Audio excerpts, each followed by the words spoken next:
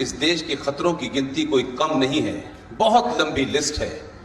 हम कहने से, बोलने से या तो शर्माते हैं या डरते हैं, या लगता है कि जो बहाव में सब कह रहे हैं हम भी वही कहेंगे चाहे गलत हो। आर.एस.एन. सिंह साहब और मैं, हम ये मानते हैं कि अगर समाज को सच सच बताना है तो सीधे सीधे शब्दों में कहना पड़ेगा, ये घुमा घुमा के कहानियां नहीं चलेंगी। गंगा जमुना तहजीब, भाईचारा, हिंदू मुस्लिम भाई भाई, मंदिर भगवान का घर है, मस्जिद अल्लाह मियां का घर है, ये सारे फ्रॉड हैं। ये नारे बड़ी शिद्दत और सोच कर गढ़े गए हैं और 70 साल से चल रहे हैं ये नारे। ये गंगा जमुना तहजीब आपको भोपाल में मिलती है, और जो लोग इसका दावा करते हैं उनकी गंगा जमुना तहजीब वो केरल में मर जाती है, वो कश्मीर में मर जाती है, वहां मुझे नजर नहीं आती है गंगा जमुना तहजीब। इस देश को खतरा, इस देश के संविधान में जो फ्रॉड हुए हैं और जिसको समाज से बताया छुपाया गया है, उससे खतरा है। लिहाजा हर वो शख्स जो इन खतरों से आपको आगाह करेगा, हर वो शख्स जो इनकी पोल खोलेगा, या तो वो मारा जाएगा या उसको डरा दिया जाएगा या उसको बोलने नहीं दिया जाएगा। और इस स्थिति को इस देश में 70 साल से देखा है। लिहाजा मुझे लगता है कि मैं और आर.एस.एन. सिंह साहब, मैं तो थोड़ा सा मेरा कम बिलीव था क्योंकि मैं जहां पैदा हुआ वहां तो किसी और चीज पे बिलीव था। आर.एस.एन. सिंह साहब बहुत सारी ऐसी घटनाओं का हवाला देते हैं, तो मुझे लगता है कि मैं और आर.एस.एन. सिंह साहब अपनी मर्जी से कहीं भी नहीं जा रहे हैं। इस पे मेरा पूरा यकीन हो चुका है। कोई ताकत है जो हमसे ये करवा रही है। हम सिर्फ इतना जानते हैं कि उस भूमिका को पूरी ईमानदारी से हम करने की कोशिश कर रहे हैं। ऐसा कैसे हो सकता है कि कुछ लोग बेगूसराय में हमको बुला रहे हैं?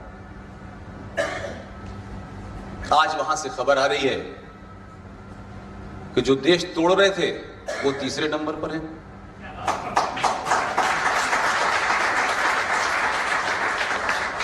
हमें भोपाल में कोई नहीं जानता।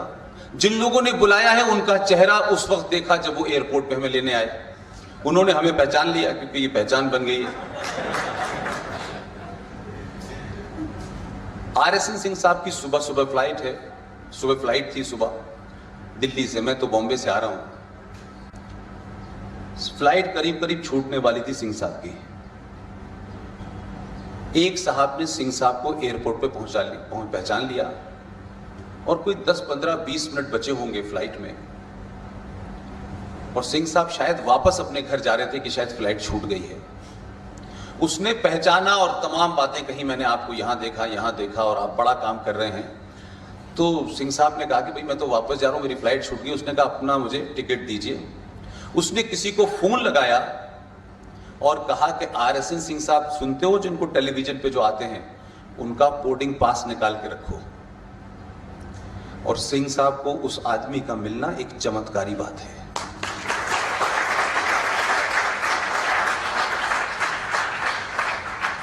मैं पिछले 3 दिन से, परसों आपके शहर इंदौर में था, कल मुंबई में था, आज यहां हूं।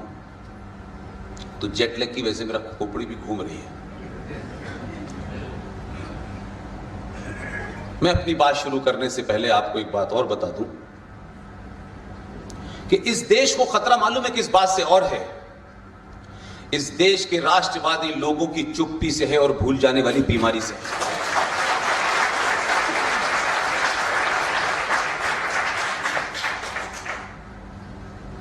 हम किसी के खिलाफ कोई मुहिम नहीं चला रहे, ना हम समझते कि हम इसलिए बने हैं कि हमें किसी के खिलाफ कोई मुहिम खड़ी करनी है।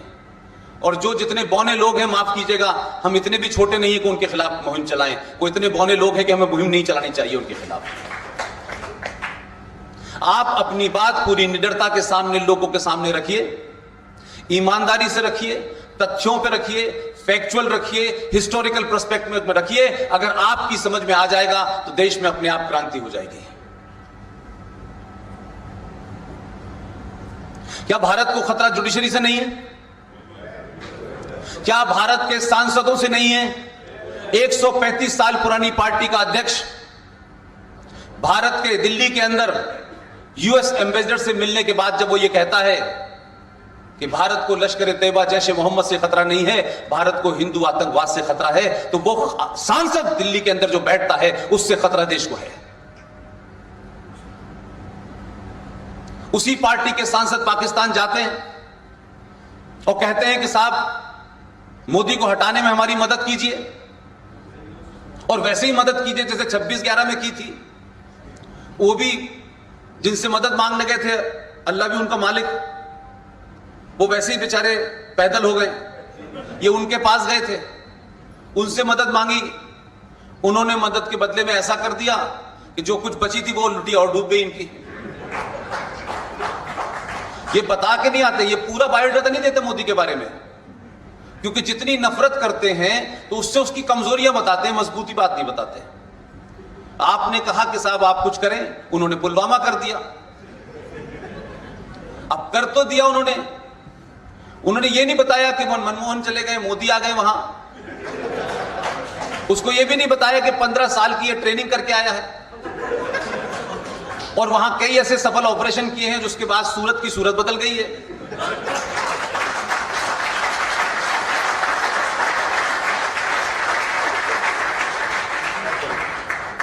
लिहाजा आंतरिक चुनौतियों को पहले हम समझें हैं क्या। पाकिस्तान हमारी आंतरिक चुनौती का हिस्सा नहीं है। हमारे मुल्क में पहले ही 500 पाकिस्तान बन चुके हैं और हम इस देश में शांति या पीस को खरीद रहे हैं। 1 महीने के लिए, 2 महीने के लिए, 1 साल के लिए, और उससे हम समझते हैं कि देश चलेगा। हमने 1947 में इसी शांति के लिए इस देश के 2 टुकड़े धर्म के नाम पे हुए, हमने एक्सेप्ट कर लिए कि शायद हमें इसके बाद पीस मिल जाए। अगर उस वक्त गलती न की होती आपने तो यह दिन देखना नहीं पड़ता कि 2019 में यह मुल्क फिर 1947 की सूरत हाल पे खड़ा हो गया है। क्योंकि कंफ्यूजन हमें है, उनको नहीं है। हमारी हम गफलत में है। हमने नारे गढ़े, ये गंगा जमुना तहजीब, भाईचारा, ये हमने नारे गढ़े, उन्होंने नहीं गढ़े। क्योंकि वो गढ़ ही नहीं सकते कि जिस पे उनका अकीदा है, जिस पे उनका विश्वास है, वो तो ये कहती है कि पहला कलमा तैयब तैयब माने पाक, ला इलाहा इल्लल्लाह मोहम्मद रसूलुल्लाह। मेरे अल्लाह के सिवा किसी की इबादत नहीं हो सकती। आपकी किताब का पहला कलमा पूरी दुनिया को नकार देता है कि जो आपके अल्लाह और रसूल को नहीं मानता उसका कोई मतलब नहीं, उसका अस्तित्व नहीं होना चाहिए। और आपकी संस्कृति ये कहती है कि दुनिया की हर एक चीज को हम एक्सेप्ट करते हैं, बुरी से बुरी हो, अच्छी से अच्छी हो, आप भी आइए, आप भी आइए, आप भी आइए। ये 5000 साल की जो आपकी संस्कृति है, ये 5000 साल पुरानी जो आपकी परंपराएं हैं, 5000 साल है तो लोग कहते हैं कई लाखों साल पुरानी है, लेकिन मैं तो जो रिटन डॉक्यूमेंट है उसी की बात कर रहा हूं। ये 5000 साल वाले आदर्शवादी समाज से बाहर निकल के आई है। आप 5000 साल पुराने आदर्शवाद के, जब समाज आदर्श था, जब सभ्यता दूसरी थी, तब आपके ये नियम जो कानून आज आपने बना रखे हैं तब लागू होते थे। आज 5000 साल पुरानी सभ्यता से आज के दंगाइयों को, आज के जिहाद को, आज के इस्लामिक आतंकवाद को आप नहीं चैलेंज कर सकते। अपने हथियार बदलिए, अपनी सोच बदलिए। यह नहीं हो सकता कि AK-47 आपके सामने कोई लेके आ जाए और आप उसे आदर्शवाद की कहानी सुनाना शुरू कर दें और वो सुनने से पहले आपको 2 गोली मारे और आगे बढ़ जाए। इसीलिए हमारे देश में नैरेटिव गलत गलत बने हुए हैं। हमारा राष्ट्रीय खेल क्या है? हॉकी। काफी खिलाड़ी यहां से गए हैं आपके, हमारे भी दोस्त हैं। लेकिन हॉकी जो आपका राष्ट्रीय खेल है, उसकी एक लाइन क्या है, उसका एक वाक्य क्या है जिस पे पूरा हॉकी का खेल रखा हुआ है? हॉकी मैंने भी बहुत खेली है। हॉकी का नियम है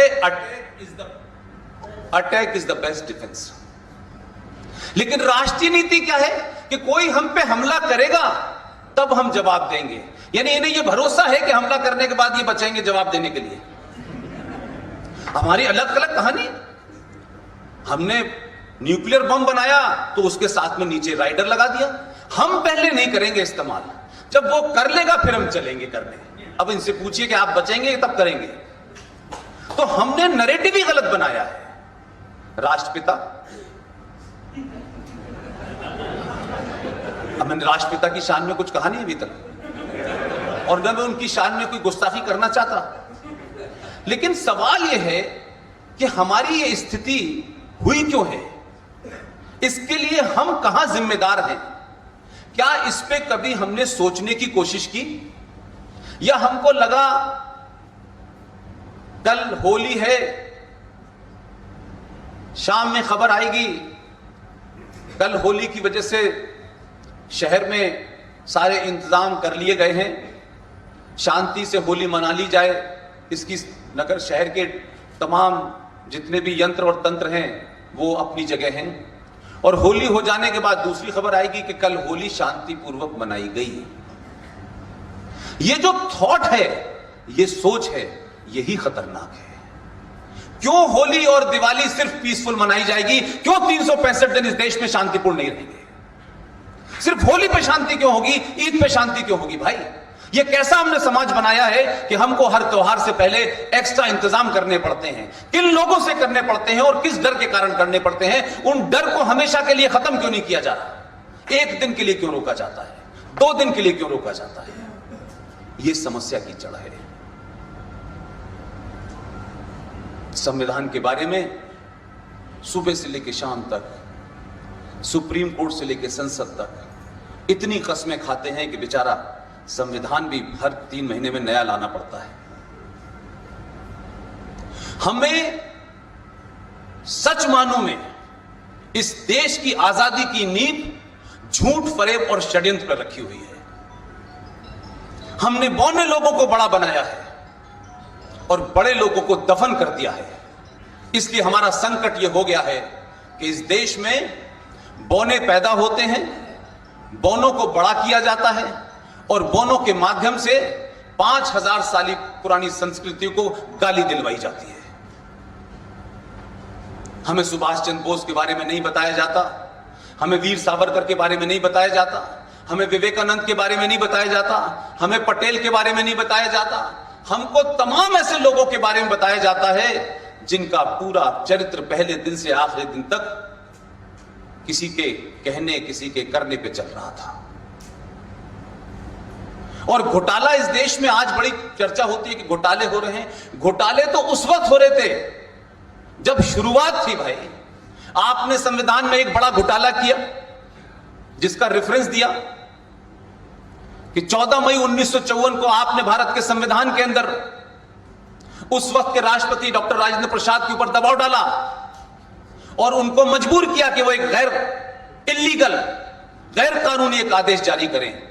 लेकिन करा क्योंकि आपकी चल रही थी और आप तो इतने बड़े महान नेता थे। आज तो ईवीएम के ऊपर लोग सवाल उठा रहे हैं। आज ईवीएम पे सवाल उठा रहे हैं, समझ में आता है मशीन है। भैया जब तो मशीन में नहीं थी, आपको 14 में से 1 वोट मिला तब भी आप प्रधानमंत्री बन गए। तो मैं तो कह रहा हूं कि रिगिंग तो उसी दिन तो शुरू हो गई थी। आज कौन सी रिगिंग हो रही है? रिगिंग तो आपने उस दिन से की। और महान हमारे राष्ट्रपिता अंबेडकर जी के पास गए। अंबेडकर जी से किसी बात पे उनकी नाराजगी थी। अंबेडकर जी किसी बात को लेके धरना दे रहे थे, सॉरी अपनी बात कह रहे थे। गांधी जी गए, उन्होंने कहा कि आप मुझे बताएं कि आपने ये जो बात कही है मैं इसके खिलाफ हूं। उन्होंने कहा गांधी जी बात मेरी सही है, लेकिन क्यों ने आपने मुझे आंदोलन और धरना देने की धमकी दे दी है, और मैं समझता हूं कि आपकी जान राष्ट्र के लिए बहुत महत्वपूर्ण है और आपको राष्ट्र के लिए जीना है। लिहाजा ये मानते हुए कि मेरी बात सच है, लेकिन क्योंकि आप राष्ट्र के लिए महत्वपूर्ण हैं, मैं अपनी बात को वापस ले लेता हूं। गांधी जी खुश, उनको भी नई एक आदत मिल गई। जब यही घटना सुभाष चंद्र बोस के मामले में हुई कि जब उनको इलेक्ट किया गया प्रेसिडेंट, तो उन्होंने कहा नहीं, इस पे भी वो नाराज हो गए। तो सुभाष चंद्र बोस ने कहा, अगर आपको ऐसा लगता है तो मैं अध्यक्ष पद से नाम वापस ले लेता हूं। गांधी जी फिर खुश हो गए। ये जो हमने आदर्शवाद की स्थिति देखी, तो दो किस्म का टकराव था उस वक्त भी।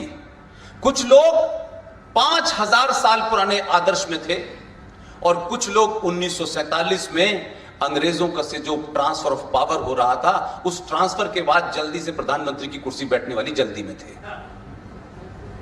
लिहाजा ये दो सोच का फर्क था।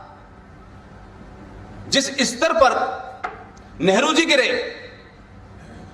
कहीं उन्होंने स्टेट्समैनशिप नहीं दिखाई। ये बात अलग है, आज की डेट में लोग कहते हैं वो स्टेट्समैन थे। पता नहीं स्टेट्समैन अखबार में काम करते थे, कहां काम करते थे, किस बात के स्टेट्समैन थे। एक आध तो कोई बात मुझे पता चलती। और जो उनका साथ दे रहे थे, उनको उस वक्त एहसास हुआ जब उनकी ताकत कमजोर हो गई। और जब प्रधानमंत्री का मामला आया तो उन्होंने तो कांग्रेस पार्टी तोड़ने की धमकी दे दी। तब तक गांधी जी के हाथ इतने कमजोर हो चुके थे कि वो कुछ कर नहीं सकते थे। लेकिन गांधी जी से मेरी एक शिकायत है, वो तो है नहीं, उनके वारिस हैं, नकली वारिस हैं। पहले शुरू में ये झूठ फैलाया कि ये उन्हीं के वारिस हैं, कि गांधी जी जिस वक्त जिन्ना इस मुल्क को तोड़ करके अलग पाकिस्तान बनाने की जिद कर रहा था, तब आप उसके सामने धरने पे क्यों नहीं बैठे? उसके सामने भी धरने पे बैठते और कहते जिन्ना मैं ये नहीं होने दूंगा। तो आपने धरना नहीं दिया और आपने इस देश के उन लोगों को, जो करोड़ों लोग थे, जो हर छोटी छोटी भूमिका में देश को आजाद करने में लगे हुए थे, आपने उनसे एक झूठ बोला, सरेआम झूठ बोला आपने। और जो लोग भावुक थे, जो आप पे यकीन करते थे कि ये हमारा कायद है, ये हमारा लीडर है, ये कह रहा है तो इस पे मुझे भरोसा है। इसलिए मैं कह रहा हूं कि जब आप किसी पे भरोसा करते हैं तो पागलपने तक की हद पर करते हैं, और जब वो रास्ते से हट जाता है तो उसके अपने लोग जो उसको ताकत में लाते हैं, वही उसके खिलाफ हथियार उठा लेते हैं। आपने कहा कि भारत और पाकिस्तान अगर बना, ये भारत का अगर बंटवारा हुआ तो मेरी लाश पे होगा। देश ने यकीन किया, इतना बड़ा लीडर इतनी बड़ी बात कह रहा है, लोग खामोश रहे। गांधी जी को यह समझ नहीं आया कि ये नेहरू जी, ये अंबेडकर नहीं है। इस समाज में बहुत सारे सुभाष चंद्र बोस भी थे, बहुत सारे वीर सावरकर भी थे। जब देश बटा तो गांधी जी कहां थे? गांधी जी तो कहा कि मेरी लाश पे होगा, तो देश तो बट गया था, तो गांधी जी तो जीवित थे। तो अगर उनकी ख्वाहिश किसी ने पूरी की, मैं एक बात और साफ कह रहा हूं, उस एक्ट को जस्टिफाई नहीं करना चाहता मैं। वो एक्ट जो था वो उसका कोई जस्टिफिकेशन नहीं है। मैं आपसे कहना क्या चाहता हूं कि हमारे देश में लगातार पूरी हमारी फ्रीडम मूवमेंट से लेकर के संविधान बनने के बाद, संविधान बनने से लेकर 2019 तक इतने फ्रॉड हुए हैं, खुलेआम हुए हैं, जिसका नतीजा है कि आज ये देश 70 साल के बाद पहला चुनाव राष्ट्रवाद और राष्ट्रवाद के विरोध में जो लोग खड़े हैं उसके बीच हो रहा है। और कुछ लोग ऐसे ही दीवाने नहीं हुए हैं कि जो मुंबई के एसी में से निकल के नहीं जाते थे, वो बेगूसराय की धूल फांक रहे हैं। मैंने सुना है यहां भी आ रहे हैं। लेकिन मेरा सिर्फ इतना कहना है कि आप एक बात का यकीन रखिए, मैं हिंदुस्तान भर में, मैं और RSS लगातार घूम रहे हैं। अब तो हमारी स्थिति ये हो गई है कि हम अपने घर कभी कभी जाते हैं, लेकिन घर तो हम बाद में भी चले जाएंगे। लेकिन राष्ट्र को इस वक्त इस चीज की जरूरत है, इसलिए हम घूम रहे हैं।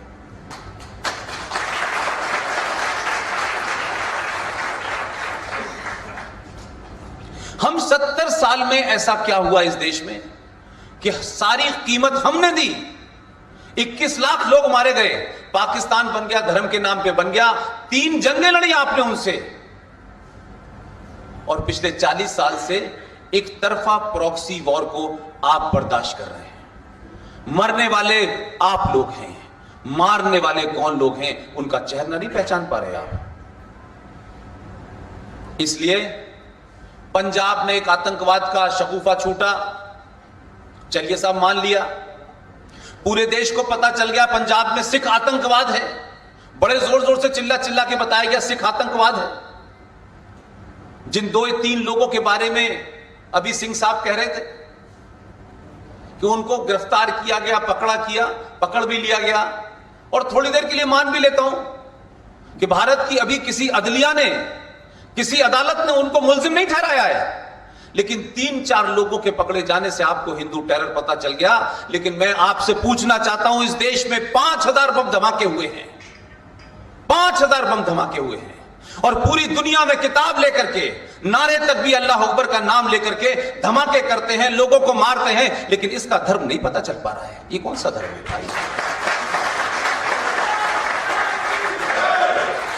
हमको किसी को शक नहीं हुआ, कभी शर्म नहीं आई, कभी सवाल नहीं पूछा कि 3 लोगों को आपने पकड़ा और एक थ्योरी बना के आपने मार्केट में पेश कर दी और कहा कि हिंदू आतंकवाद है।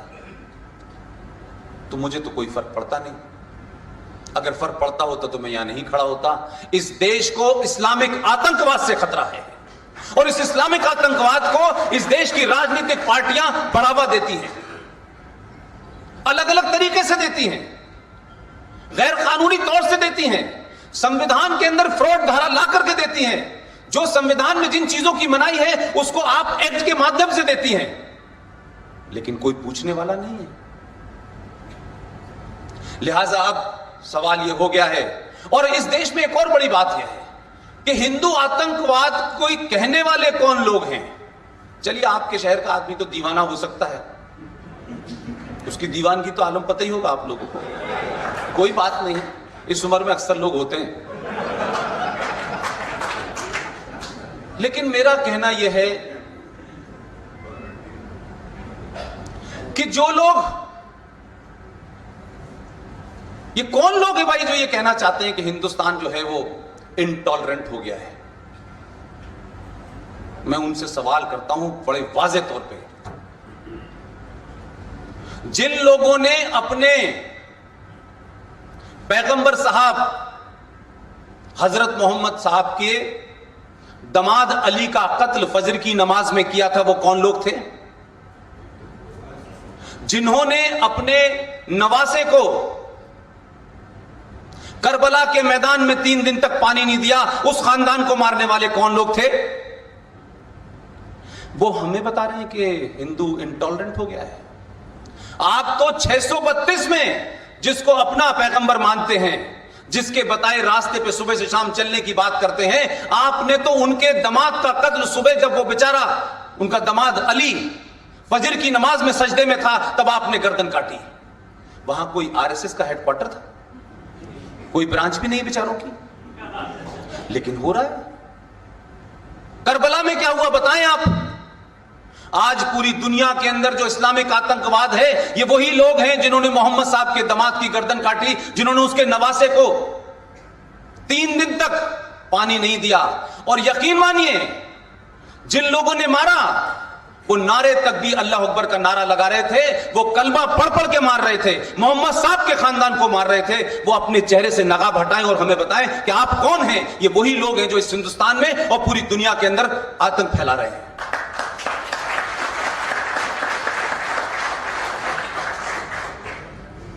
ये नहीं होगा कि सलमान रश्दी के खिलाफ फतवा जारी हो जाएगा तो वो मुल्क छोड़ के अमेरिका में छुप जाएगा, और एक खवातीन, एक महिला, पढ़ी लिखी महिला कुछ सच बात लिख देगी तो इस देश के लोग जो सुबह से शाम तक अपने सर पे और हाथ में कुरान शरीफ लेके घूमते हैं, उस महिला को आप हैदराबाद प्रेस क्लब में घेर के मारेंगे? ये कौन सी हदीस और कौन से शूरा में लिखा हुआ है मुझे बताओ ना। कहां अल्लाह ने फरमाया है कि औरत पे हाथ उठाना? ये बात अलग है कि आपने गलत पढ़ लिया है तो आप पहली फुर्सत में हाथ ही उठाते हैं। तस्लीमा नसरीन इसी आजाद भारत के अंदर इतनी बड़ी फिगर है, इतनी बड़ी साहित्यकार है, लेकिन मैंने इस देश में ये शायरी करने वाले, ये ढोलक बजाने वाले लोगों को कभी नहीं देखा कि उसके लिए अवार्ड वापस करने गए हों कि एक ऐसी महिला जिसने जो उसके मुल्क में हुआ उसकी सच्चाई लिखी, कम से कम उसके खिलाफ फतवा जारी मत को। वो आज भी आजाद भारत के अंदर अंडरग्राउंड रहती है। इस पे इस देश को शर्म आनी चाहिए। अगर चंद लोग इस देश को यरगमाल बना लेना चाहते हैं, हॉस्टेज बना लेना चाहते हैं, इसलिए कि हमेशा चंद लोग ही डराने की कोशिश करते हैं, और वो इसलिए डराने में सफल हो जाते हैं कि आप उनके डर से डर जाते हैं। लेकिन इस देश में अजीबोगरीब किस्म का डर है। इस देश में पिछले 70 साल की बात करता हूं, उससे पहले की बात मैं नहीं करना चाहता, वो तो फिर बहुत पुरानी कहानी हो जाएगी। मुंबई में 400 लोग बम धमाकों में मारे जाते हैं और यह कहा जाता है कि दोबारा बाबरी मस्जिद तोड़ी तो इससे भी बड़ा हादसा होगा। लेकिन मुंबई के न कलाकारों को, न राइटरों को, न डायलॉग लिखने वालों को डर नहीं लगा था। किसी को डर नहीं लगा। 3,500 सरदारों को दिल्ली में एक प्राइम मिनिस्टर के स्टेटमेंट देने के बाद ऑर्गेनाइज तरीके से उन्हें मारा। आपने दौड़ा दौड़ा के मारा, उनकी गर्दनों में टायर डाल डाल के मारा, लेकिन इस देश में किसी को डर नहीं लगा। जिस बात का जिक्र सिंह साहब कर रहे थे उसकी डेट में बताना चाहता हूं। सिंह साहब ने डेट शायद नहीं बताई है। आरोप लगता है इस देश के ऊपर कि साहब ये देश जो है मुसलमानों पे यकीन नहीं करता। तुम्हारा यकीन बनाने के लिए हमने भारत के आईन में ऐसे ऐसे प्रावधान किए जो गैर कानूनी हैं। हमने ऐसे ऐसे प्रस्ताव लाए जिससे आपका इस देश पे भरोसा बढ़े। और ये जब हम बढ़ा रहे हैं, हम ये भरोसा बढ़ा जब रहे हैं जब इस मुल्क को मजहब के नाम पे बांटा गया। तब भी लोग, चाहे वो नेहरू की शक्ल में हो या पटेल की शक्ल में हो, थे तो हिंदू, तब भी उन्होंने इस देश को हिंदू राष्ट्र घोषित नहीं किया। लेकिन हमने सोचा शायद चीजें बदल जाएंगी, लोग समझ जाएंगे, सच सामने आ जाएगा, लेकिन ऐसा नहीं हुआ। इसीलिए आज उस वक्त की गलती का असर यह है कि आज भारत के टेलीविजनों के ऊपर लोग टेलीविजन पे बहुत बेशर्मी के साथ, बिना किसी घबराहट के ये कहते हैं कि भारत को हमने 7 करोड़ मुसलमान थे तो हमने अलग पाकिस्तान बना लिया था, अब तो हम 35 करोड़ हैं, हम दोबारा से बनाएंगे और इस बार आपको तय करना है कि आप कहां जाएंगे, हम नहीं जाएंगे। ये भारत के लिए चुनौती है। हम इस चुनौती को आंखें बंद करने से ये खत्म नहीं होगी। लिहाजा यह कहा गया कि भारत के अंदर राष्ट्रपति तो आप बनाते हैं, विदेश मंत्री भी आप बनाते हैं, गृह मंत्री क्यों नहीं बनाते हैं? क्या भारत के मुसलमान के ऊपर आपको यकीन नहीं है कि अगर वो गृह मंत्री हो जाएगा तो भारत की तमाम फोर्स उसके अंडर में होगी और वो कुछ गड़बड़ कर सकता है? ये वो लोग कह रहे हैं कि जब भारत के अंदर सेना थी, यूनाइटेड भारत के अंदर जो सेना थी, उसमें कितने % मुसलमान था? सिंह साहब, कितनी बड़ी तादाद में मुसलमान था जब भारत आजाद नहीं था? आप मुझे बताएं। आर्मी में तो ट्रेनिंग होती है, वहां तो हिंदू मुस्लिम नहीं होता। फिर डिवीजन के बाद एक खास मजहब के लोग उधर क्यों गए? फिर उनको मिलिट्री ट्रेनिंग याद नहीं आई अपनी? फिर वफादारी कहीं और थी, सिर्फ ट्रेनिंग का काम चल रहा था।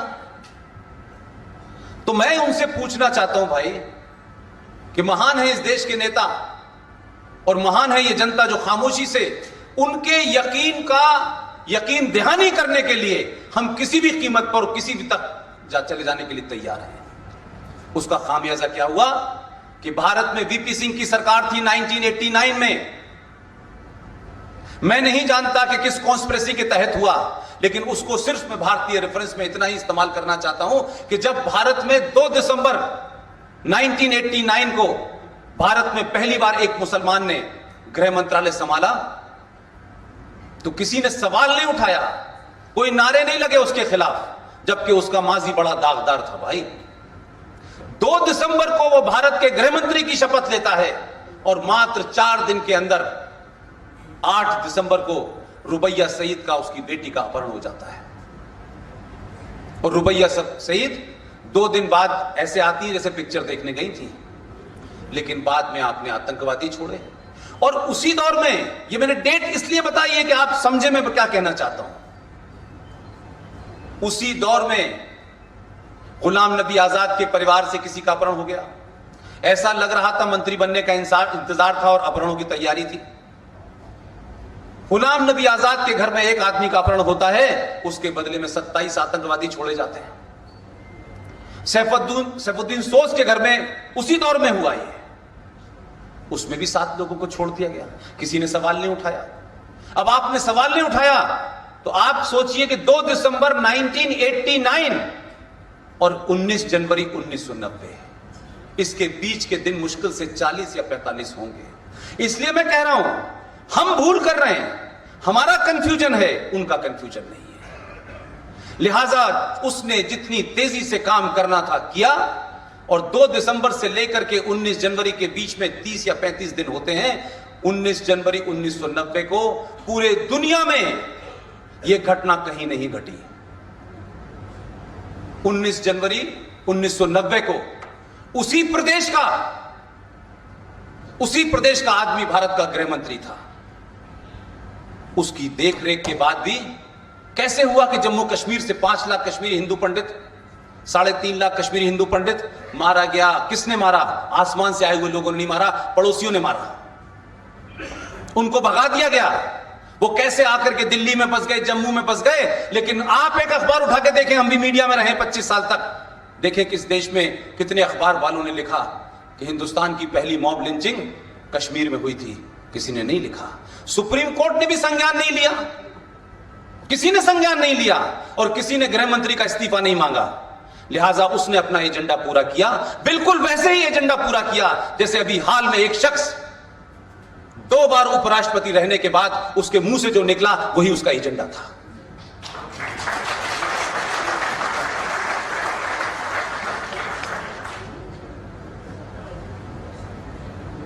मैं कहना क्या चाहता हूं, ये भूल किसकी है भाई?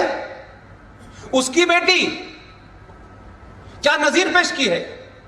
उसकी बेटी जिसके बाप ने इतना बड़ा सान्या कराया, अपने ही राज्य के लोगों को मरवाया, सुबह से शाम तक कश्मीरियत, जमहूरियत और इंसानियत की बात कहने वाले लोग, एक भी पूरे कश्मीर में एक कंप्लेन किसी थाने में दर्ज नहीं है कि इनको दुनिया खा गई, ये आसमान निकल गया, ये लोग कहां हैं भाई? एक कंप्लेन तो कोई करता, एक एफआईआर तो होती, चाहे एनोनिमस होती, लेकिन नहीं हुई, नहीं हुई। और ना ही सुप्रीम कोर्ट ने सुओ मोटो लिया, क्योंकि सुप्रीम कोर्ट को सुओ मोटो लेने के लिए बहुत काम है, और आपके राज के पीछे तो वैसे ही पड़े हुए हैं। वो एक दिन बताते हैं कि महाकाल पे पानी आधा किलो डालो 250 ग्राम की जगह। वो मुंबई में दही हांडी की लंबाई की चिंतित हैं, वो जलीकट्टू के लिए चिंतित हैं। लेकिन इस देश के जो ऐसी चीजें जिससे ये देश टूटने के कगार पे खड़ा है, जिससे इस देश में तनाव फैला हुआ है, 2 बड़ी कौमें आमने सामने हैं, कौन सही है कौन गलत है, 70 साल से आपसे न्याय मांग रहे हैं, लेकिन भारत की सुप्रीम कोर्ट, उनको तो बेंच बनाने का भी समय नहीं है। आप मस्जिद का फैसला दें, मंदिर का फैसला दें, ये मेरा इशू नहीं है, फैसला तो दे के देखें। ये झूठ मक्कारी किस लिए कर रहे हैं आप? और अब आपने तो एक नया ड्रामा सीख लिया है कि सुप्रीम कोर्ट में हमारे टैक्स से आप पैसा लेंगे, तनख्वाह लेंगे, और हम 70 साल तक आप पे यकीन रखेंगे, और जब मामला क्लाइमेक्स पे आएगा तो कहेंगे देखिए साहब हमने एक मीडिएटर बना दिया, वहां चले जाएं। तो ये मीडिएटर बनाने के लिए आपको 2019 का इंतजार था, क्योंकि किसी पार्टी का एजेंडा था कि इस पे फैसला 2019 पे ना हो। तो आप एजेंडे पे काम करते हैं क्या? और करते हैं तो ईमानदारी से कहिए।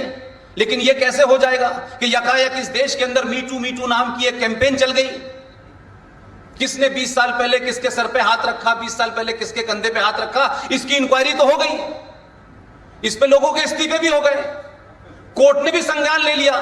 लेकिन आपने जिस पे हाथ रखा तो उस पे कह रहे हैं कि साहब ये जुडिशरी पे हमला है। उसने सिर्फ इतना ही तो कहा कि मेरे कंधे पे हाथ रखा था इन्होंने भी, मेरे साथ ये किया था। तो आपने आनन फानन में 3 मेंबर की बेंच बनाई और खुद भी उस बेंच में शामिल हो गए और फैसला भी हो गया। और अब कहते हैं कि ये सुप्रीम कोर्ट नहीं, ये भारत की न्याय व्यवस्था पे हमला है। तो आपका दर्द राष्ट्रीय दर्द है और हमारा राष्ट्रीय दर्द आपका दर्द नहीं है। तो ये पाखंड नहीं चलेगा इस देश के अंदर। अगर लोकतंत्र में अलग अलग इंस्टीट्यूशंस हैं तो उनकी अलग अलग जिम्मेदारी भी है। आप सांसदों को गाली दे सकते हैं, आप आजाद हैं, आप बुरी से बुरी गाली दे देते हैं सांसदों को, लेकिन वो सांसद किस पार्टी का है किस पार्टी का नहीं है। लेकिन इस देश में सांसद बनने के लिए 20-20 लाख 15-15 लाख की कॉन्स्टिट्यूंसी में वो खड़ा होता है और मेजॉरिटी का वोट लेके आता है। कम से कम वो इतनी मेहनत करके वहां पहुंचता है जिसको आप रोज सुबह से लेकर शाम तक कहते हैं इन्होंने गलत किया, इन्होंने ये गलत किया, इन्होंने वो गलत किया। इस देश की ब्यूरोक्रेसी में कितनी मेहनत करके लोग आईएएस और पीसीएस बनते हैं। रोज आप स्ट्रिक्चर पास कर देते हैं, रोज कोर्ट में बुला के आप उन्हें जलील करते हैं। लेकिन क्या आपको कोई जलील कर सकता है कि नहीं कर सकता कि जो आप कर रहे हैं पिछले 50 साल से? क्योंकि आप महान हैं, आप अल्लाह मियां हैं, आप कोई गलती नहीं कर रहे, आप करप्ट नहीं है, आप मिले हुए नहीं है।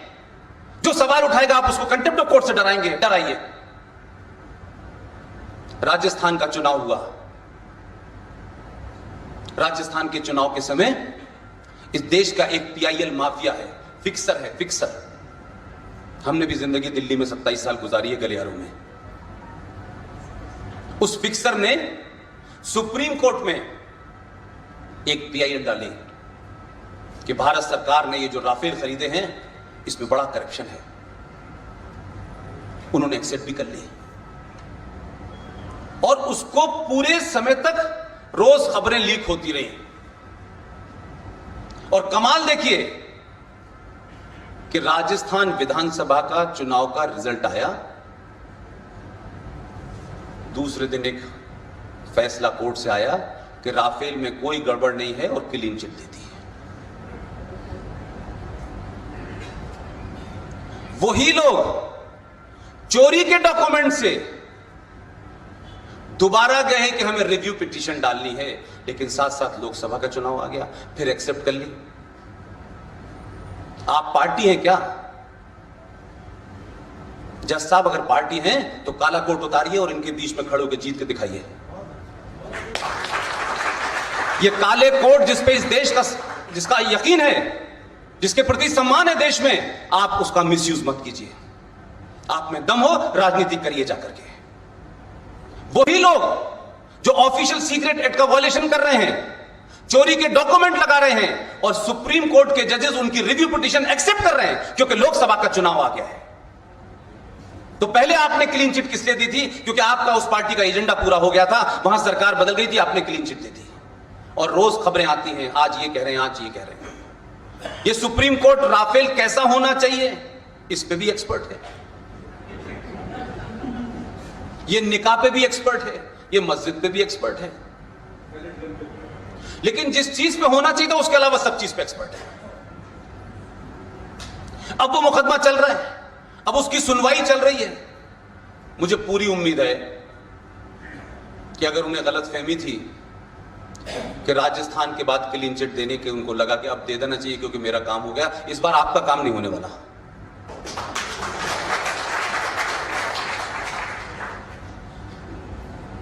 भारत के संविधान में 14 मई 1954 को एक खामोशी के साथ एक फ्रॉड हुआ और वो फ्रॉड ये था कि डॉक्टर राजेंद्र प्रसाद से आपने एक आदेश दिलवाया। डॉक्टर राजेंद्र प्रसाद ने मना किया कि ये इल्लीगल आदेश है, ये ठीक नहीं है, ये गलत है। लेकिन क्योंकि उस वक्त तो वो सर्वे सर्वा थे, उनको जवाबदेही तो उनकी किसी की थी नहीं। जिस एक आदमी के प्रति जवाबदेही थी उनको भी उन्होंने अपनी पार्टी तोड़ने की बात तक कह दी। प्रधानमंत्री कैसे बने ये इतिहास का मामला है, उसमें मैं नहीं जा रहा। आपने एक आदेश दिलवाया और वो आदेश हिंदुस्तान के संविधान में आर्टिकल 35A के नाम से जाना जाता है। मुझे पूरी उम्मीद है कि 4 साल से पहले आपने कभी नहीं सुना होगा। ये आर्टिकल 35A है क्या? ये एक अलग बात है कि मैं उस बदनसीब 3 लोगों में से एक हूं जिसने वो PIL सुप्रीम कोर्ट में डाली है।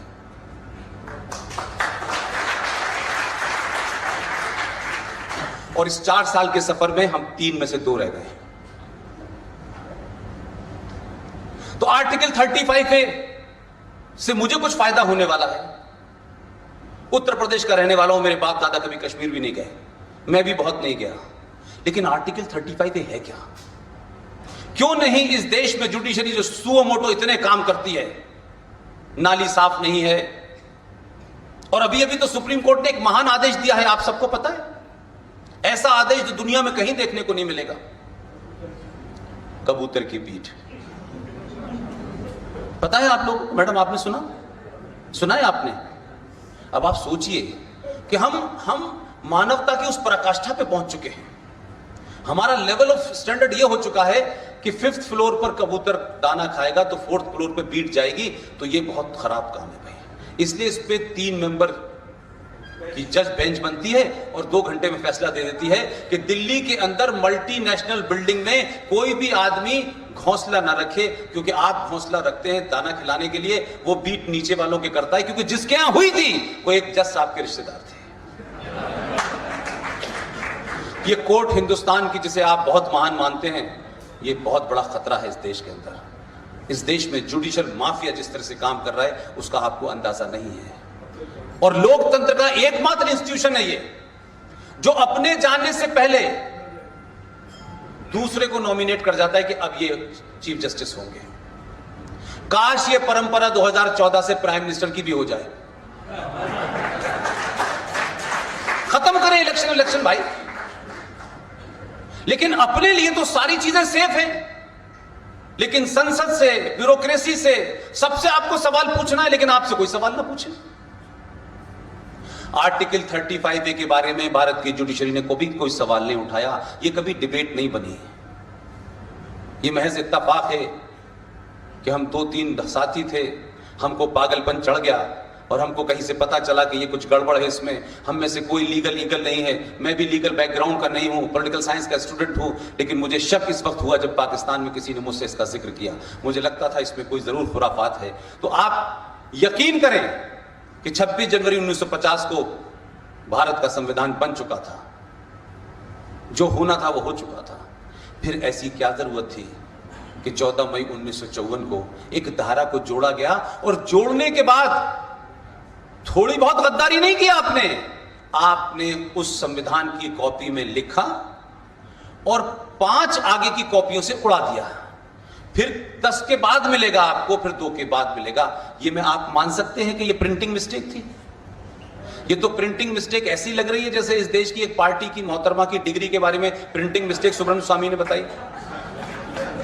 ये कुछ ऐसी लगती है मुझे तो।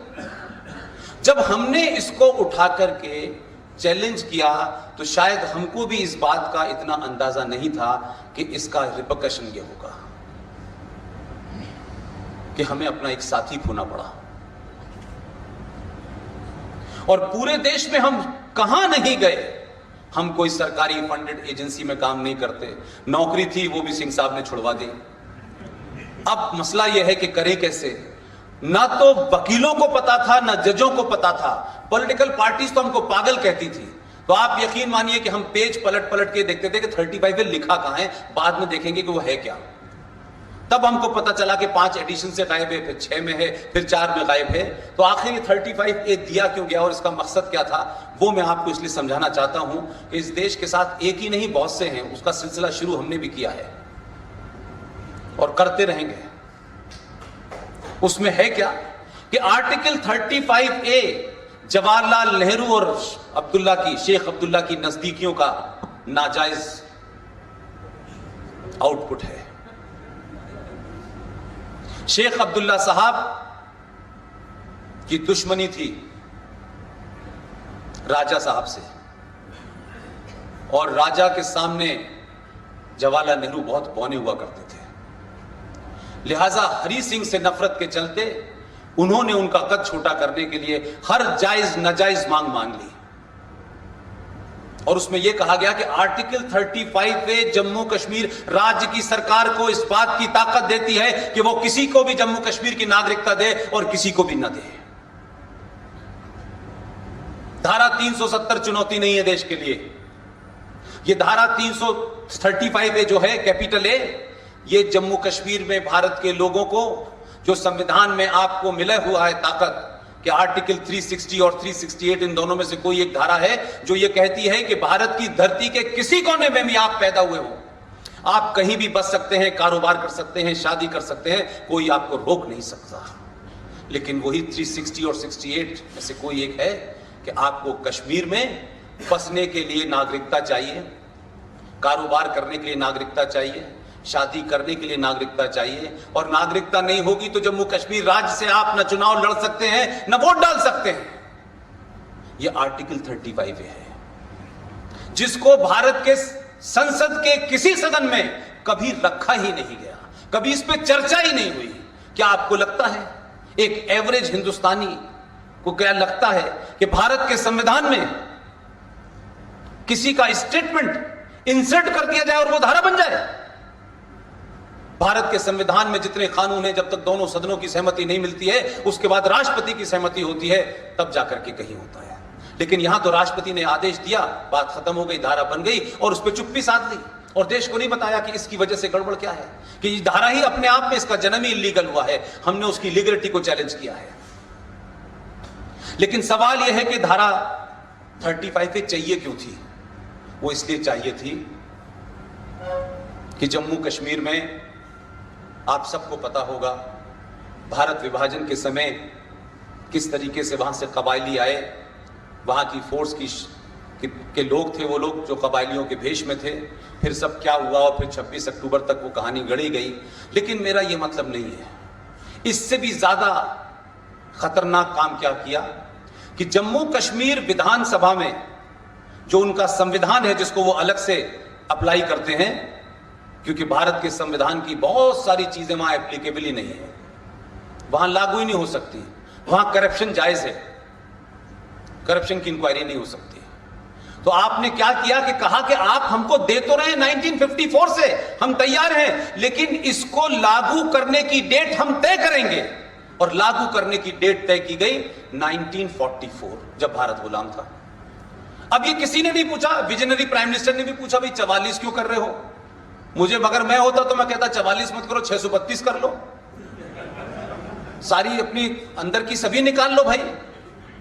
लेकिन मैं इसलिए कह रहा हूं कि हमारे समाज में जो विमर्श होते हैं वो बड़ी तत्कालिक चीजों पे होते हैं, और हम जड़ में क्या है उस पे जाने से बचते हैं, क्योंकि जड़ का अगर पता चल गया तो हमें मेहनत करनी पड़ेगी, उसके लिए समय देना पड़ेगा। तो इतनी बातें क्यों करो, बस पत्तों पे पानी डालो को पेड़ हराए। हम इस मानसिकता में ग्रस्त हैं। लिहाजा हुआ क्या कि आपने 44 की डेट इसलिए रखी कि 23 मार्च 1940 को लाहौर शहर के अंदर करारदाद पाकिस्तान, रेजोल्यूशन ऑफ पाकिस्तान पास हो चुका था कि पाकिस्तान बनाया जाएगा। तो जिनको बनाना था और जो मांग कर रहे थे भारत में, 90% मुसलमान जो पाकिस्तान बनाने की मांग कर रहे थे वो गए नहीं, वो यहीं रह गए, वो यहीं रह गए। 2-4% चले गए क्योंकि उन्हें दोबारा से चाहिए था पाकिस्तान, इसलिए वो यहीं रुक गए। उस वक्त जिन लोगों को आना था वो सब कश्मीर में आना शुरू हो चुके थे लोग। लेकिन हमारे लोगों में बीमारी है, हमारे लोगों को आदर्श में रहने की एक जिद है। 44 के बाद जब मार काट शुरू हुई तब उन्होंने कहा कि अब हमें चलना चाहिए, और वो 44 के बाद से लेके 45 से लेके 54 के बीच में आ गए, जम्मू कश्मीर में सेटल कर गए। ये सिर्फ 550 परिवार, 5500 परिवार सॉरी वहां आए। लेकिन उस वक्त के लीडर भी आप बता रहा हूं, जिनको हम कहते हैं ना कश्मीरी हमारे भाई हैं, कश्मीरी पंडितों के बगैर मैं कैसे रहूंगी, अब तक तो रह रही होते थे। ये जो मक्कारी है, इस मक्कारी में ये देश बड़ी जल्दी फंस जाता है। देखो एक महिला के विचार देखो, बेचारी कह रही है कि मैं कैसे रहूंगी। जब इनके अब्बा जान कत्ल करा रहे थे, जब पड़ोसी लोग मार रहे थे, तब ये कहां थी? निकल के आती ना, अब्दुल्ला निकल के आता, फारूक निकल के आता, हुर्रियत निकल के आती। कहते ये कैसे हो सकता है? जैसे इस देश के अंदर बाबरी मस्जिद गिरी थी तो इस देश का 90% हिंदू बाहर निकल के आया, उसने कहा यह गलत हुआ है। इतनी हिम्मत तो है इस कम्युनिटी में कि उसके लोगों ने गलत किया तब भी लोग खड़े हुए। उसको राजनीतिक तनाजुर में मत देखिए, राजनीतिक पार्टियों को उसमें मत देखिए, यह समाज की सोच होती है। लेकिन जिस कहानी की बात आप कर रहे हैं, जिस कश्मीरियत की बात आप करते हैं, जिस कश्यप ऋषि का आप नाम लेते हैं, तमाम बड़ी बड़ी बातें की जाती हैं। पूरी दुनिया में इतना बड़ा सानहा अपने ही देश में मेजॉरिटी के साथ माइनॉरिटी ने नहीं किया, लेकिन बर्दाश्त कर लिया, क्योंकि भोपाल में किसी ने अवार्ड नहीं लौटाया, क्योंकि बॉम्बे में कोई बाहर नहीं आया निकल के, तो वो नहीं आए तो आप भी नहीं आए, और आपने आवाज नहीं दी तो उनकी आवाज आज तक दबी हुई है। दिल्ली की सड़कों पर रहते हैं, आईएनए के बाहर चले जाइए, दिल्ली हाट के बाहर चले जाइए, कोई पान की दुकान कर रहा है, कोई सिगरेट की दुकान कर रहा है, जो वहां बड़े करोड़पति लोग थे। और सिंह साहब कहते हैं कि 3.5 लाख में से 100 लोग भी हथियार उठा लेते हैं तो निजाम मुस्तफा वाले निजाम को ढूंढते रहते हैं। लेकिन मजबूरी यह है, बार बार इस समाज को आदर्शवाद में रहने की आदत है। आपने कश्मीर छोड़ा, आज केरला की वही हालत है, आसाम की वही हालत है, बंगाल की वही हालत है। हम इंतजार कर रहे हैं भोपाल रेलवे स्टेशन पे कब आएंगे लोग, और जब आएंगे तब मुझे नहीं पता कि आप इसके अंदर शक्ति रहेगी कि वे नहीं रहेगी। लिहाजा वो तमाम सारे लोग जो 5500 परिवार आए थे, उन लोगों की सोच को मैं कहता हूं, और बड़े कॉन्फिडेंस के साथ कहता हूं कि वो जो 550 लोग 5500 परिवार आए थे, उसमें से 99 नहीं 110% हिंदू थे। तो आपकी मक्कारी देखिए, शेख अब्दुल्ला महान, फारूक अब्दुल्ला महान, और ये महान, और वहीं से एक महान पैदा हुए थे जिन्होंने भारत का राष्ट्रीय गान लिखा है, अल्लामा इकबाल। आपने 44 के बाद सिर्फ आपकी एक ही मंशा थी कि ये जो परिवार आए हैं, जिनकी गिनती आज की डेट में 7.5 लाख है, वो जम्मू कश्मीर की सड़कों पे टेंटों में रह रहे हैं, ऐसी हालत में रह रहे हैं कि आप सोच नहीं सकते। यहां दिल्ली में तो ह्यूमन राइट वायलेशन की बहुत बात होती है, मानवाधिकारों की बहुत बात होती है, लेकिन कश्मीर में लोगों की आंखें बंद हो जाती हैं। कश्मीर से नेता सिर्फ जो है गुलाबी बाग जाते हैं उस दाढ़ी वाले के पास जो ये कहता है कि हम भारत के संविधान को नहीं मानते हैं, उससे मिलने तो सब जाते हैं। उन कैंपों में कोई नहीं जाता है, लेफ्टिस्ट भी नहीं जाते हैं, सेकुलर भी नहीं जाते हैं, राष्ट्रवादी भी नहीं जाते, कोई जाता ही नहीं है। वो 7.5 लाख लोग इस भारत की सबसे बड़े दुनिया के लोकतंत्र के ऊपर एक तमाचा और एक धब्बा है। आजाद भारत में वो 7.5 लाख लोग जम्मू कश्मीर में वोट नहीं दे सकते, खड़े नहीं हो सकते, वहां के राज की किसी स्कीम का फायदा नहीं ले सकते, लिहाजा आज भी वो वोट नहीं डाल सकते। उनका कोई रोने वाला नहीं है, क्योंकि इस देश में बंगाल को बरकाती जैसे लोग चला रहे हैं और उत्तर प्रदेश को आजम खां जैसे लोग चला रहे हैं, और आपके शहर में नाम तो आप ही जैसा है लेकिन वो चला रहे हैं। इसलिए संकट को सिर्फ इतना मत लीजिए कि पाकिस्तान में आपने बालाकोट चले गए और उड़ी चले गए। पाकिस्तान की कोई हैसियत ही नहीं है।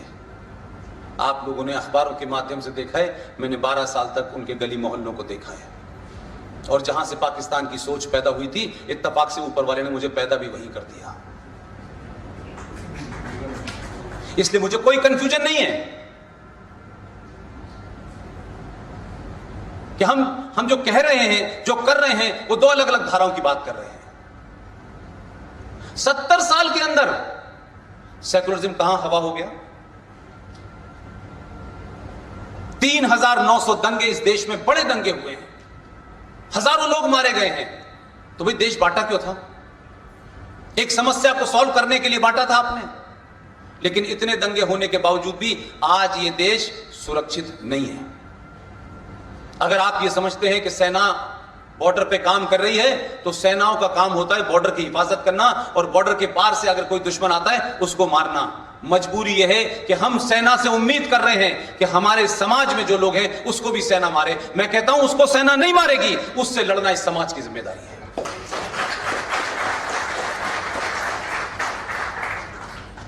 लिहाजा क्या हम तैयार हैं? क्या हमने तैयार किया है अपने आप को? और जब आप तैयार होने लगे हैं, कुछ कुछ बात करने लगे हैं, आपस में बात करने लगे हैं, कुछ कुछ थोड़ा थोड़ा, कहीं रिएक्शन तो अभी दिया ही नहीं है। अभी तो सिर्फ इतनी वजह कि इतनी तादाद में आप यहां इसलिए बैठे हैं कि आपको लगता है राष्ट्र के सामने कोई खतरनाक चुनौती है। ये बैठना ही कुछ लोगों के लिए परेशानी हो गई है, क्योंकि 70 साल में आपको बताया गया आप गुलाम लोग थे, आपके दादाओं परदादाओं पे हमने रूल किया है। आप तो जाति में बटे हुए थे। भारत को भारत 1947 में भारत बना।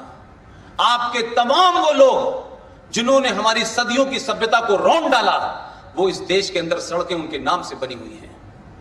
आप घर से बाहर निकलते हैं, कुंठा के शिकार होते हैं कि जिन्होंने मेरे बाप दादा परदादा को मारा, लूटा, बहन बेटियों की बेइज्जत की, उन लोगों के नाम से इस देश में रोड बनी हुई है। यह सिंबॉलिक होती है, और सिंबल का सिर्फ इतना ही फर्क होता है कि उत्तर प्रदेश में एक शहर का नाम बदल गया है। मैं इस पे ताली मत बजाइए। प्रयागराज बदलने से क्या हुआ कि पूरी दुनिया में सबसे सफल, सबसे बड़ा, इतनी लाखों और करोड़ों की तादाद में लोग आए, लेकिन एक पिन ऊपर से नीचे नहीं हुई। 26 करोड़ एक मुल्क शहर में आते हैं, कैसे आए कैसे चले गए, न पुल टूटा, न किसी ने पानी में एसिड मिलाया, न भगदड़ हुई। इसलिए मैं कह रहा हूं, हम तमाम सारे लोग जिन बातों को बड़ा गैर मामूली सा समझते हैं ना, कि इससे क्या फर्क पड़ता है भाई, what is in the name, तो कुछ लोग अपना नाम जो शायरी करते घूम रहे हैं राम प्रसाद रख लें। नाम में बड़ा फर्क होता है। नाम आपको गौरवान्वित करता है हम कौन हैं। कोई गधा सिंह क्यों नहीं रख लेता अपना नाम?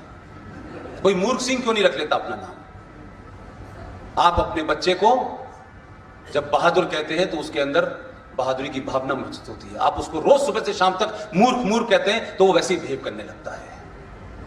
ये तो कमाल का देश है भाई।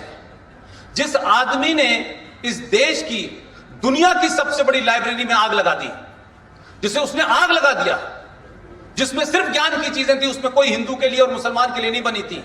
उसने राजवाज करने से उसका शायद कम इंटरेस्ट था, लेकिन वो बौना आदमी था, उसको लगा कि हमसे ज्यादा काबिल लोग हो जाएंगे तो हमारा बौनापन मार्केट में कैसे बिकेगा। उसने नालंदा की लाइब्रेरी में आग लगा दी।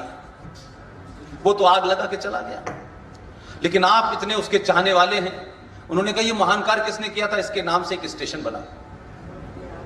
हमने बख्तियारपुर स्टेशन नाम रखा हुआ है।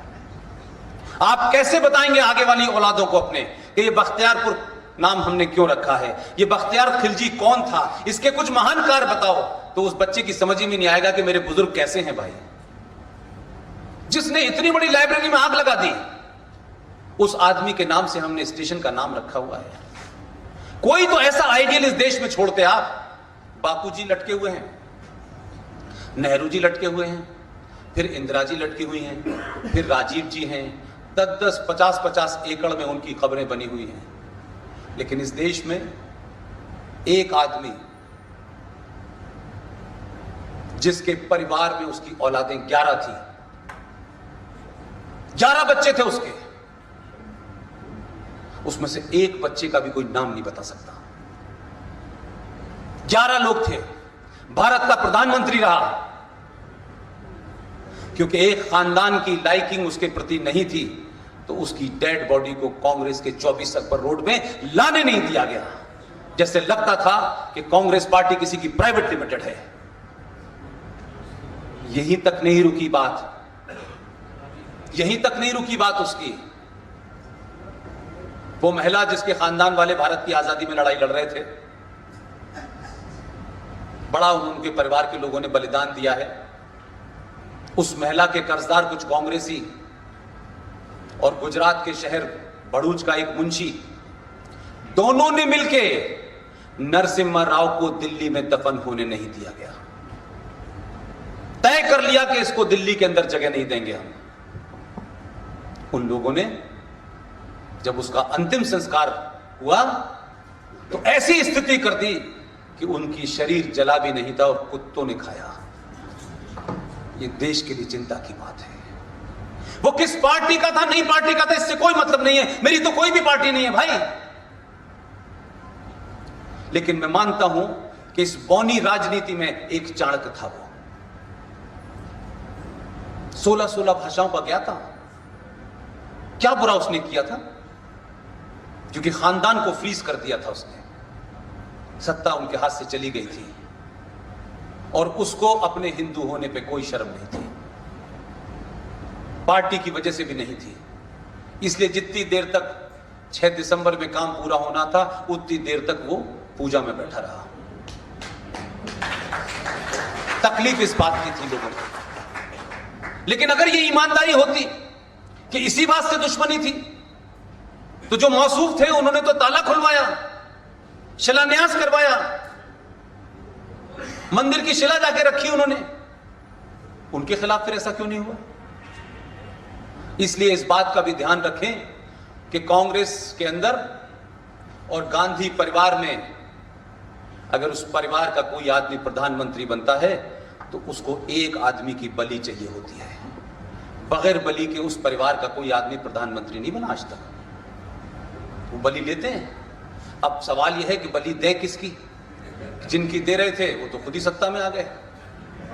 अब आदमी नहीं मिल रहा कि किसकी दें, और अपने ही परिवार के लोगों की बलि लेते हैं। ये तय नहीं हो पा रहा लेनी किसकी है। तो जब तक बलि के लिए कोई तैयार नहीं होगा प्रधानमंत्री नहीं बन सकता। मैं गलत नहीं कह रहा हूं। जवाहरलाल नेहरू जब प्रधानमंत्री बने, जब 21 अक्टूबर 1943 को यूनाइटेड भारत के अंदर सुभाष चंद्र बोस ने आजादी की घोषणा की, पहले प्रधानमंत्री की घोषणा हुई, उस वक्त दुनिया के 12 देशों ने, जिसमें यूएसएसआर शामिल था, उसने भारत को मान्यता दी थी। लेकिन लोगों को डर लग गया कि अगर यह प्रधानमंत्री हो गया और भारत की आजादी की घोषणा हमने मान ली होती तो फिर ट्रांसफर ऑफ पावर बनके जो हमको कंडक्टर बनना था भारत का, वो कैसे बनते हैं। लिहाजा सुभाष चंद्र बोस गायब हो गए। 45 से आज तक उनकी लाश का पता नहीं है। यह जरूर हमको पता चला जब पिछले दिनों हम लड़ाई लड़ रहे थे तो पता चला कि आपके डॉक्यूमेंट के अंदर, भारत के दस्तावेजों में लिखा हुआ है Subhash Chandra Bose was a war criminal. तब जाके प्रधानमंत्री बने। बेटी जब बनी जब लाल बहादुर शास्त्री की हत्या हो गई। आज इस देश में लोग मौजूद हैं, इसलिए मैं कह रहा हूं लीडरशिप के बदलने से, थोड़ा सा मिजाज बदलने से कैसे बदलाव आता है, उसका कुछ पॉइंट मैं आपके सामने रखना चाहता हूं। लिहाजा आप ये न समझें कि ये जो हवा बदल रही है इसे कोई रोक देगा। इस हवा को कोई रोक नहीं सकता है। लिहाजा एक फिल्म बन रही है और फिल्म बन के रिलीज हो गई है। उस फिल्म का नाम है ताशकंद फाइल। हमारे दोस्त हैं, उन्होंने बनाई है। उस फिल्म को देख लेंगे, मेरा दावा है कि फिल्म देखने के बाद, फिल्म के जब आखिरी बार एग्जिट से निकलेंगे तो आपको रोना आएगा। इसीलिए हिंदुस्तान में पहली बार हुआ कि हम बहुत सारे लोगों ने मिलकर के सुभाष चंद्र बोस के ऊपर, बहुत सारे हमारे साथियों ने काम किया, और वो काम करने के बाद भारत के वजीर आजम को जब ये समझाने में हम कामयाब हो गए कि ये दुनिया भर से लाए हुए डॉक्यूमेंट हैं, इन डॉक्यूमेंट के हिसाब से सुभाष चंद्र बोस के साथ ये किया, ये किया, ये किया, जब वो वजीर आजम कन्विंस हो गए, मान गए, तो उन्होंने कहा कि आप बेफिक्र रहिए, उनके साथ इंसाफ होगा। और इंसाफ क्या किया कि हम 70 साल में एक ही बार देखते थे, 15 अगस्त को भारत का प्रधानमंत्री लाल किले पे जाता था और अपनी बातें कहता था और चला आता था। पहली बार भारत का प्रधानमंत्री लाल किले पे 21 अक्टूबर को गया और दोबारा झंडा फहराया उसने। यह घटना बहुत छोटी नहीं है। यह घटना ने देश का मिजाज बदल दिया। और उसी लाल किले के अंदर पीएमओ ने अपना एक आदमी अपॉइंट किया और हिंदुस्तान के बेहतरीन हिस्टोरियन को अपॉइंट किया कि सुभाष चंद्र बोस का म्यूजियम दुनिया का सबसे बेहतरीन बनना चाहिए और रिकॉर्ड टाइम में बनना चाहिए। वो बना, रिकॉर्ड टाइम में बना। दोबारा प्रधानमंत्री लाल किले गए और उसका इनॉग्रेशन किया।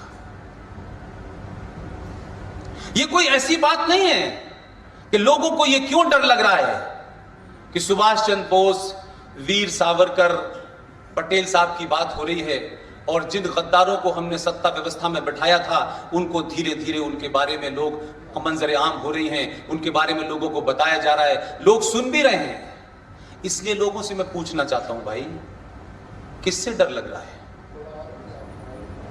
ये डर किससे लग रहा है? कभी मुंबई में लगता है, कभी दिल्ली में लगता है। ये डर लगना चाहिए और ये डर अच्छा है और कई साल तक लगना चाहिए डर आपको। हमने किसी को डराया नहीं, हमारे राष्ट्रवाद में किसी की हत्या नहीं लिखी हुई है, हमारे किसी शस्त्र और शास्त्र में नहीं लिखा हुआ कि किसी का कत्ल वाजिब है। और हम तो बहुत दूर के लोग हैं, हम तो मूर्ति पूजक हैं, हम तो मुशरिक हैं। बताओ मुझे भाई, मोहम्मद साहब के दामाद अली तो शिया थे, उनका कत्ल सिर्फ इसलिए हुआ कि उनका मानना है कि पैगंबर कोई आखिरी नहीं होता, पैगंबर आते रहते हैं।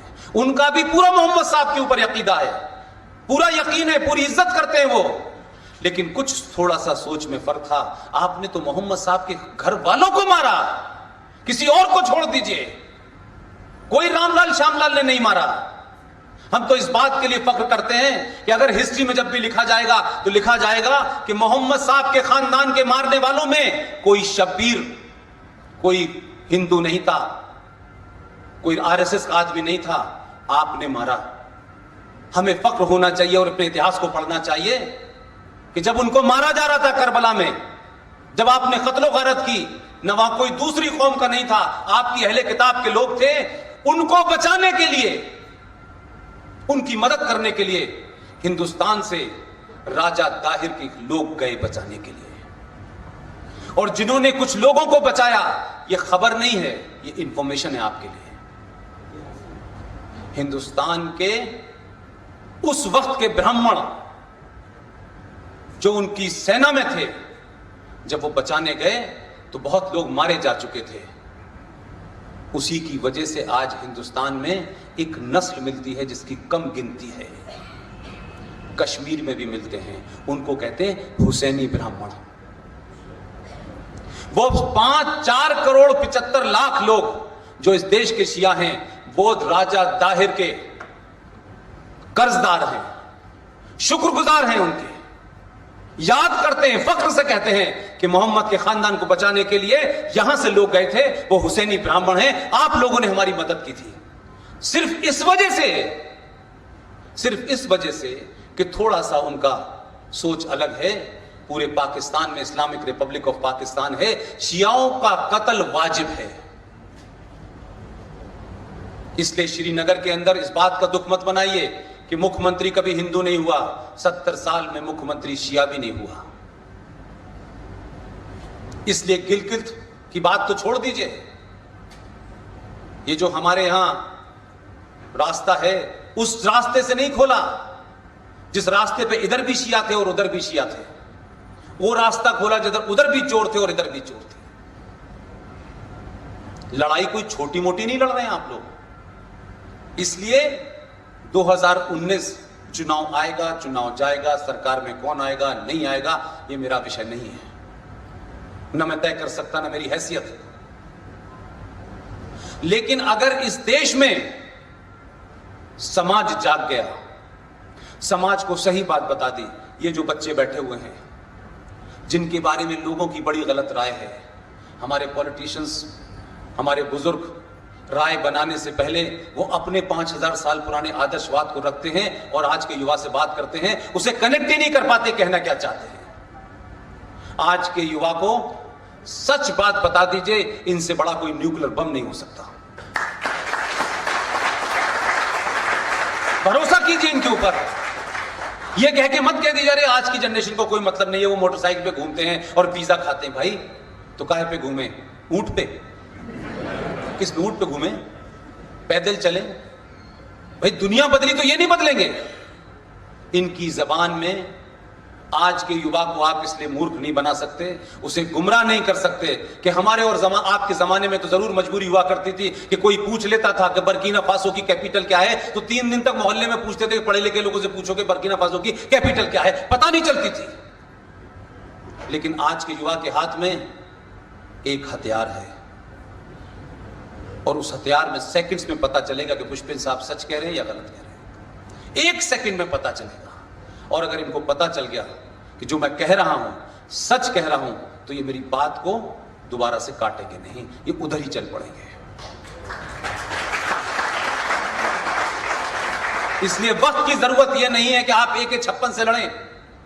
AK-56 से लड़ने के लिए हैं, रोज आते हैं कश्मीर में, रोज चले जाते हैं हूरों के।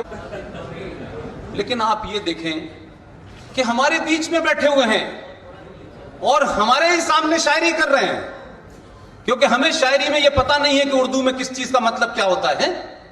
इसलिए आप समझ रहे हैं कि हम शायरी करेंगे कि जो आज साहिब मसनद हैं वो किराएदार हैं, मकान मालिक नहीं है। इसका मतलब क्या है भाई? कौन साहिब मसनद है और कौन किराएदार हैं और कौन कौन मकान मालिक हैं? क्योंकि ये भोली वाली जनता आपकी शायरी में सिर्फ मजा ले रही है, उसको पता नहीं है मकान मालिक तो बाबर था ना, किराएदार तो ये आए हैं 70 साल से।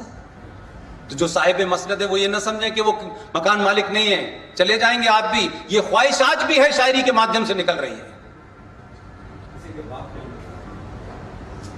इसीलिए आपके यहां कोई भी गाना कैसा लिख देता है, लोग अपनी फिल्म एक छोटी सी आ जाती है यूट्यूब पे, मैसेंजर ऑफ गॉड, तो आग बबूला हो जाते हैं लोग।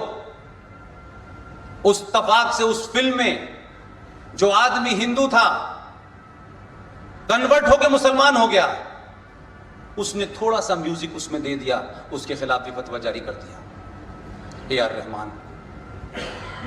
तो वो अपनी एक डॉट को भी बर्दाश्त नहीं करना चाहते, गलत सच इसलिए नहीं करना चाहते कि वो ये डर बनाए रखना चाहते हैं। ये डर की साइकिल बदल गई है। आपने कुछ नहीं किया है। आपको 700 साल के बाद एक मां बाप शेरनी अपने बच्चे को जो छोड़ के जंगल चले गए थे, और वो शेर का बच्चा भटक के भेड़ों के बीच में चला गया था, और उसकी मां जब लौटती है 700 साल के बाद 2014 में, तब उसको कहती है कि तू शेर का बच्चा है, तू भेड़ का बच्चा नहीं है। वो बेचारा कहता है नहीं नहीं मैं सेकुलर हूं, मैं बिल्कुल सेकुलर हूं। कहते नहीं तू सेकुलर नहीं है भाई, तू शेर का बच्चा है। वो मानता नहीं है। बिल्कुल वैसे ही समस्या आज आपके बीच में है। मैं बार बार ये कह रहा हूं, 5000 साल पुरानी सभ्यता को याद कीजिए, अपने पूर्वजों को याद कीजिए, अपने गौरवशाली इतिहास को याद कीजिए, उसके ऊपर गर्व करना सीखिए। जिस दिन भी ये गर्व करना सीख जाएंगे, बहुत सारे चीटे मकोड़े कच कच कच कच जो कर रहे हैं अपने आप छट जाएंगे। एहसास तो करिए कौन है आपको डरा, कौन रहा है?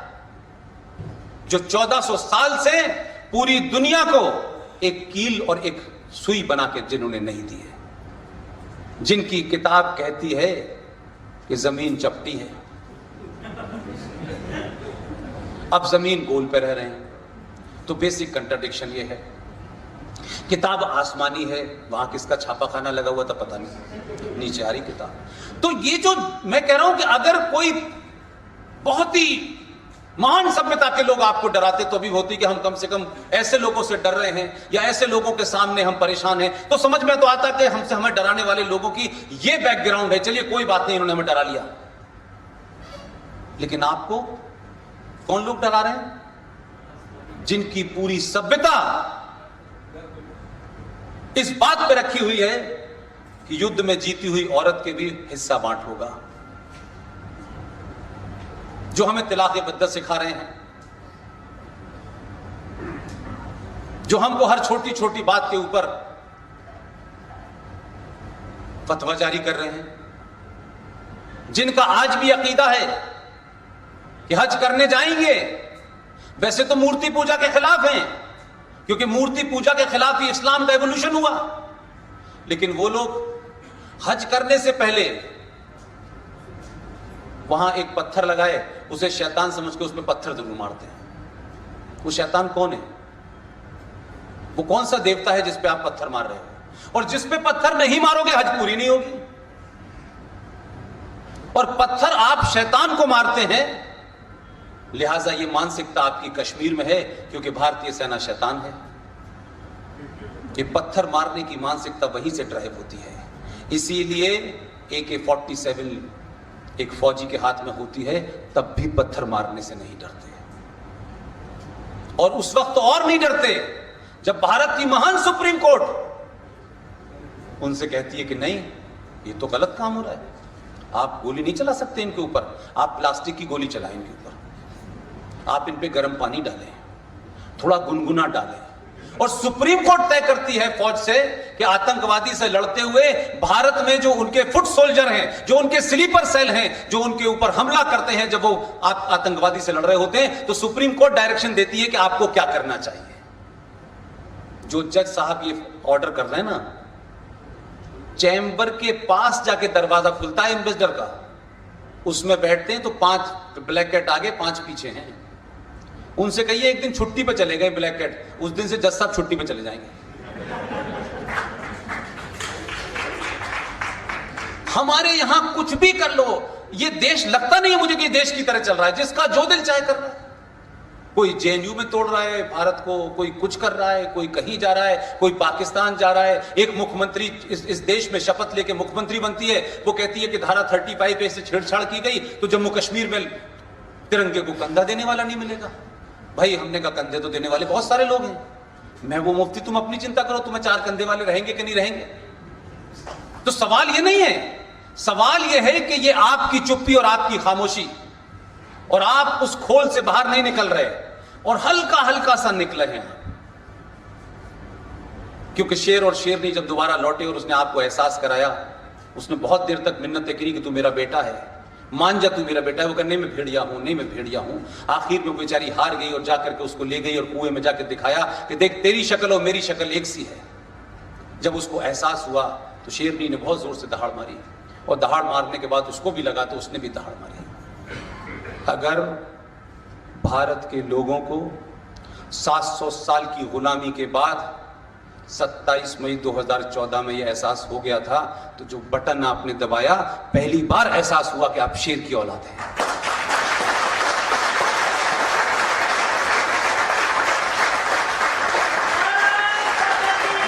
और ये एहसास होने की वजह से, इस एहसास होने की वजह से कुछ लोग जो हैं दर दर घूम रहे हैं बेगूसराय में, यहां भी आए हैं, यहां भी मैंने सुना है और आने वाले हैं, यहां गिनती बढ़ने वाली है। कुछ मत कीजिए, कुछ आपको करने की जरूरत नहीं है, आपकी संख्या इतनी है। एक शाम खड़े हो जाइएगा, किसी को गाली देने की भी जरूरत नहीं है, आपकी अपनी सभ्यता के ऊपर दाग लगने वाला नहीं है। यह एहसास करा दीजिए कि जो देश के खिलाफ होगा उसको हम किसी भी कीमत पे बर्दाश्त नहीं करेंगे, वो हमारा हो या तुम्हारा हो। हम पॉलिटिकल हमारे डिफरेंसेस हो सकते हैं, जो इस राष्ट्र के साथ नहीं है वो गद्दार है, वो किसी कौम का हो, वो किसी जाति का हो, हमसे इससे मतलब नहीं है। ये मैसेज लगातार आप देंगे, मुझे पूरी उम्मीद है कि कुछ लोग बेरोजगार हो जाएंगे। आप कुछ मत करिए, आपको हथियार चलाने की जरूरत ही नहीं है। आपने तो 2014 में एक बटन दबा दिया, इससे कुछ लोगों को डर लग रहा है। अभी तो डराया है ही नहीं हमने, अभी हमने कोई फतवा दिया ही नहीं है। हमने तो 14 को दे दिया था एक फतवा।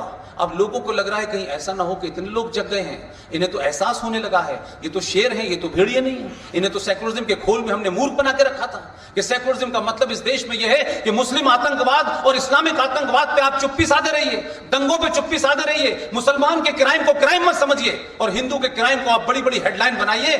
कठुआ में एक रेप की घटना हुई, सिंह साहब बैठे हुए हैं, पहले दिन सिंह साहब ने कहा यह एक मेजर कॉन्स्पिरेसी है, और इस देश का पाखंड और मक्कार मीडिया, मैं भी उसका हिस्सा रहा हूं।